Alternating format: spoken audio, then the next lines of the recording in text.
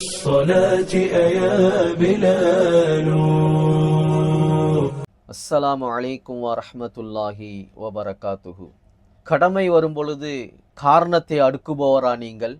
Tabuk போர்க்களம் நமக்கு சொல்லக்கூடிய பாடம் என்ன?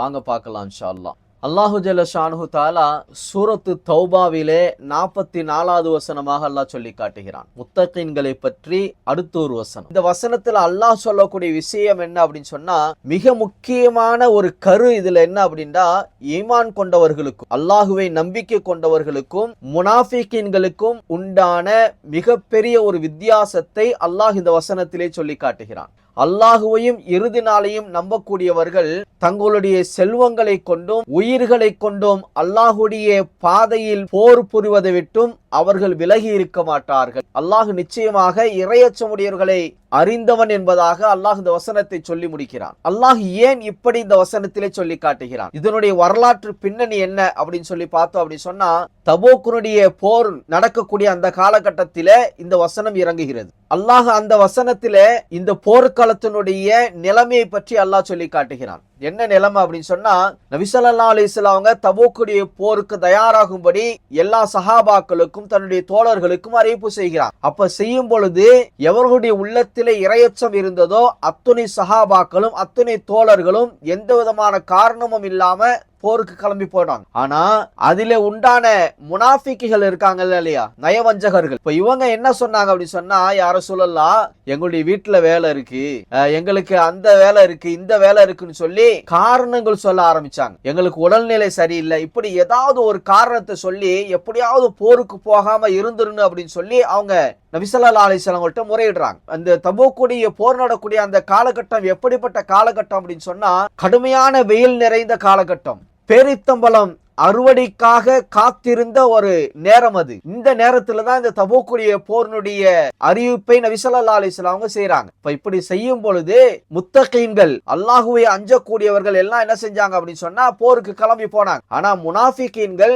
ஏதாவது ஒரு காரணத்தை சொல்லி இந்த போர்ல கலந்து கொள்ளாமல் இருக்க வேண்டும் என்பதற்காக நபி ஸல்லல்லாஹு அலைஹி வஸல்லம் அவங்கள்ட்ட தனக்கு வேலை இருக்கிறது என்பதாக முறையிட்டு அந்த போரில் இருந்து பின்வாங்க தொடங்கினார். இதைதான் அல்லாஹ் இந்த வசனத்திலே தெளிவாக சொல்லி காட்டுகிறார். இந்த தபூக்குடைய போர்ல நடந்த இன்னொரு சம்பவத்தையும் நபி ஸல்லல்லாஹு அலைஹி வஸல்லம் அவங்க நமக்கு சொல்லி காட்டுறாங்க. என்ன சம்பவம்? எல்லா சஹாபாக்களும் தன்னுடைய குதிரையில் தன்னுடைய கழுதைகளில் போர்க்களத்தை நோக்கி போக ஆரம்பிச்சுட்டாங்க. ஹஸரத் அபூதர் கிஃபாரி ரலியல்லாஹு தஆலா அன்ஹு இவங்களை பத்தி சொல்லணும் அப்படின்னு சொன்னா, வரலாற்று ஆசிரியர்கள் இவர் மிகப்பெரிய ஒரு இறையச்சம் உடையவர், ஒரு அவுலியா என்பதாக சொல்லி காட்டுகிறார்கள். அல்லாஹுக்கு அதிகம் பயந்தவர். அப்ப இந்த அபூதர் கிஃபாரி ரலியல்லாஹு தஆலா அன்ஹு அவங்க தன்னுடைய ஒட்டகத்துல போயிட்டு இருக்கிறாங்க. அப்போ ஒட்டகத்துல போயிட்டு இருக்கும் போது ஒட்டகம் ஏதோ ஒரு காரணத்தினால மிகவும் பலவீனம் அடைஞ்சு இருக்கக்கூடிய இடத்தை விட்டு அந்த ஒட்டகம் நகர மாட்டேங்குது. அப்ப இந்த சூழ்நிலையில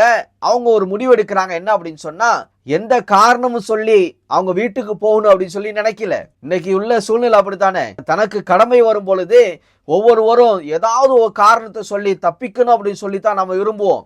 இந்த சூழல்ல அபூதர் கிஃபாரி ரலியல்லாஹு தஆலா அன்ஹு என்ன செஞ்சாங்க அப்படின்னு சொன்னா, ஒட்டகத்தில் உள்ள தன்னுடைய சுமைகளை முதுகுல சுமந்துக்கிட்டு போர்க்களத்தை நோக்கி நடக்க ஆரம்பிச்சிட்டாங்க. நடந்தே போக ஆரம்பிச்சிட்டாங்க. தூரத்துல சஹாபாக்கள் பார்க்கிறாங்க, ஒரு மனிதர் நடந்து வருகிறார், யாரோ ஒருவர் நடந்து வருகிறார் என்று சொல்லி அங்கே பேசப்பட்டு கொண்டிருக்கிறது. அப்ப நபி ஸல்லல்லாஹு அலைஹி சொன்னாங்க, அது கிஃபாரியாக இருக்கட்டும், அபூதர் கிஃபாரியாக இருக்கட்டும் என்பதாக நபி ஸல்லல்லாஹு அலைஹி வஸல்லம் அவர்கள் உறுதியாக சொல்லிக் கொண்டிருந்தார். அப்ப கிட்ட வரும் பொழுது அபூதர் கிஃபாரி தான் என்று தெரிந்து கொண்ட நபி ஸல்லல்லாஹு அலைஹி வஸல்லம் அவர்களை புகழும் விதமாக ஒரு வாசகத்தை நபி ஸல்லல்லாஹு அலைஹி வஸல்லம் சொன்னாங்க. யர்ஹமுல்லாஹு அபூதர், அபூதருக்கு அல்லாஹ் ரஹ்மத் செய்வானாக. யம்ஷி வஹ்தஹு, அவர் தனியாக நடக்கிறார்.